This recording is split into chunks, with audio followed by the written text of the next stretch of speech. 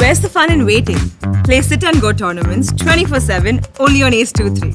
This game involves an element of financial risk and may be addictive. Please play responsibly and at your own risk. जाति आधारित जनगणना या जातिगत जनगणना देश में अब एक बार फिर से इस विषय पर चर्चा शुरू हुई है। आखिर इसकी जरूरत क्यों है? देश में इसकी मांग क्यों हो रही है? सत्ता पक्ष और विपक्ष इस बारे में क्या सोचते हैं? यही हम और आप समझने की कोशिश करेंगे। जाति आधारित जनगणना के बारे में बात करने से पहले आगे बढ़ें, इससे पहले जान लीजिए नीतीश कुमार के नेतृत्व में एक प्रतिनिधिमंडल ने प्रधानमंत्री नरेंद्र मोदी से मुलाकात की। मुलाकात अच्छी रही। खास बात यह रही कि इस प्रतिनिधिमंडल में सीएम नीतीश कुमार तो थे ही, तेजस्वी यादव, जीतन राम मांझी भी साथ में मौजूद थे।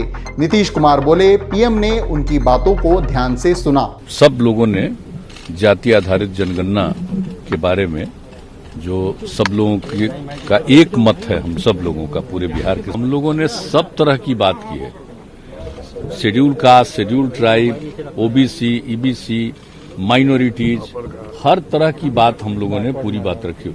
बैकवर्ड, सब की तरह की बात। तेजस्वी यादव भी साथ थे। उन्होंने कहा, जातिगत जनगणना से अंतिम पायदान पर जो व्यक्ति रहता है उसको इसका सीधा फायदा मिलेगा। कि ये ऐसा काम है, ऐतिहासिक काम होने जा रहा है, होगा, जिससे जो देश के गरीब हैं, जो अंतिम पायदान पे खड़ा जो व्यक्ति है, उन सबको लाभ इसका मिलेगा। अब तक आपको नहीं पता है कि भाई मंडल कमीशन से पहले पता ही नहीं था कि कितनी जातियां हैं। मंडल कमीशन हुआ, उसके बाद पता चला देश में जो है हजारों जातियां। और इसमें एक बात समझने की जरूरत है, जब जानवरों की गिनती होती है, पेड़ पौधों की गिनती होती है, तो इंसानों की भी होनी चाहिए। वहीं इससे पहले तेजस्वी यादव ने सवाल उठाया कि 1931 तक देश में जाति आधारित जनगणना होती थी, अब ये क्यों नहीं हो सकती है? 2 बारी जो है वो पारित किया गया है कि जाति जनगणना होनी चाहिए। और 1931 में जो है लास्ट जो है जाति जनगणना हुई, और उससे पहले 10-10 साल पे होता रहा। काफी कल्याणकारी ये काम होगा गरीब तबकों के लिए। आखिर एक साइंटिफिक एक डेटा आपके पास सामने आएगा, आंकड़े सामने आएंगे। बहरहाल एक बात एकदम स्पष्ट है कि भारत में 1931 तक जातिगत या जाति आधारित जनगणना होती थी। 1941 में जाति आधारित डेटा जुटाया गया, लेकिन इसे प्रकाशित नहीं किया गया। विपक्ष अब यही सवाल उठाता है, आखिर सरकार के पास स्पष्ट आंकड़ा क्यों नहीं है, खासकर ओबीसी जातियों का। साल 1951 से 2011 तक की जनगणना में हर बार अनुसूचित जाति और अनुसूचित जनजाति का डेटा दिया गया, लेकिन ओबीसी और दूसरी जातियों का नहीं। ये एक अहम सवाल है।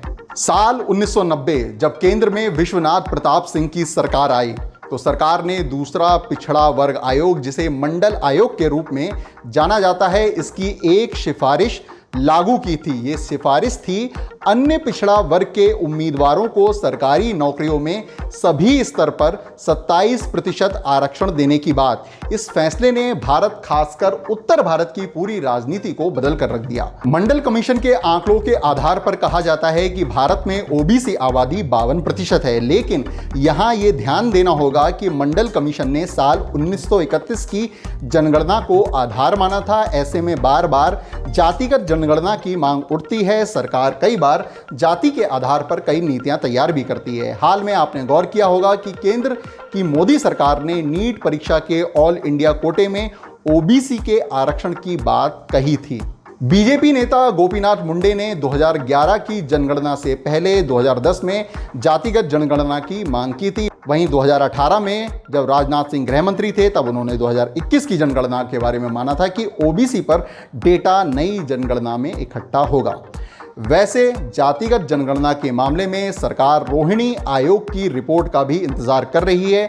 इस आयोग का गठन अक्टूबर 2017 में केंद्रीय ओबीसी सूची में मौजूद 5000 जातियों को उप वर्गीकृत करने के संविधान के अनुच्छेद 340 के तहत किया गया था। कुल मिलाकर यदि जातिगत जनगणना होती है तो ये निश्चित हो जाएगा कि किस जाति की कितनी भागीदारी है।